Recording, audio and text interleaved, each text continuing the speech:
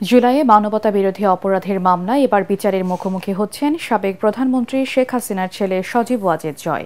তার বিরুদ্ধে অভিযোগ আমলে নিয়ে গ্রেপ্তারি পরোয়ানা জারি করেছে আন্তর্জাতিক অপরাধ ট্রাইব্যুনাল।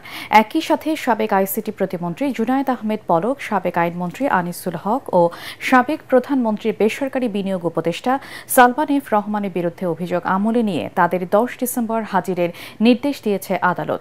এছাড়া রামপুরে 28 জনকে হত্যার মামলায় 2 সেনা কর্মকর্তা সহ 4 জনের বিরুদ্ধে অভিযোগ গঠনের শুনানি শেষ করেছে রাষ্ট্রপক্ষ।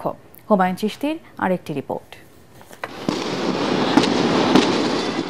24 জুলাই গণ আন্দোলনের সময় 17 জুলাই মধ্যরাত থেকে 28 জুলাই পর্যন্ত বন্ধ রাখা হয়েছিল ইন্টারনেট সেবা, যা পরে চালু করলেও পুরোপুরি স্বাভাবিক হয় 5 আগস্ট দুপুর থেকে।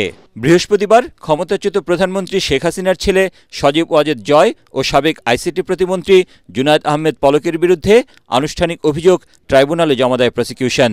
তাতে বলা হয়, জুলাই আন্দোলনের চূড়ান্ত মুহূর্তে ঢাকাসহ সারা দেশে ইন্টারনেট বন্ধ করে আন্দোলন দমনের পরিকল্পনা করা হয়। এ পরিকল্পনায় সরাসরি যুক্ত ছিলেন সজীব ওয়াজেদ জয়।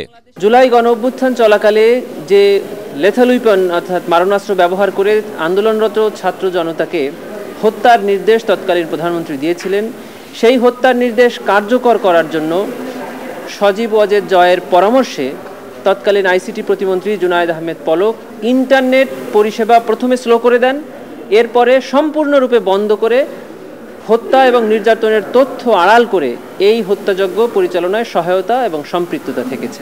এই দায় ওনাদের দুজনের উপরে একইভাবে বর্তায়। আরেক মামলায় সাবেক আইনমন্ত্রী আনিসুল হক ও সাবেক প্রধানমন্ত্রীর বেসরকারি বিনিয়োগ উপদেষ্টা সালমান এফ রহমানের বিরুদ্ধে আনুষ্ঠানিক অভিযোগ জমা দেয় প্রসিকিউশন। ওনারা জুলাই গণ অভ্যুত্থান চলাকালে একটা ফোনে কথোপকথন করেন। ওনারা এই কথোপকথনের এক পর্যায়ে ওনারা বলেন যে কারফিউ চলা অবস্থায় এদেরকে মানে আন্দোলনকারী ছাত্র জনতাদেরকে শেষ করে দিতে হবে।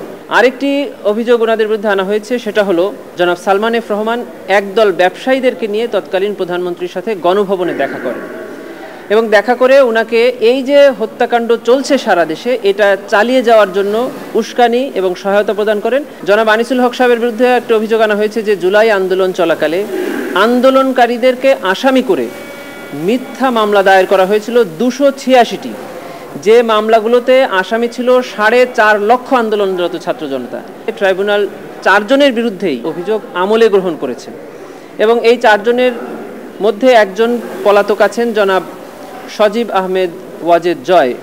উনার বিরুদ্ধে গ্রেফতারি পরোয়ানা জারি করেছে। এই 2 মামলার পরবর্তী তারিখ 10 ডিসেম্বর ঠিক করেছেন ট্রাইব্যুনাল। এদিকে রামপুরায় 28 জনকে হত্যা মামলায় 2 সেনা কর্মকর্তা ও 2 পুলিশ কর্মকর্তার বিরুদ্ধে অভিযোগ গঠনের শুনানি শেষ করেছে রাষ্ট্রপক্ষ। অভিযোগ থেকে অব্যাহতি চেয়ে আসামিপক্ষের শুনানি 14 ডিসেম্বর। হুমায়ুন চিশতি, এটিএন বাংলা, ঢাকা।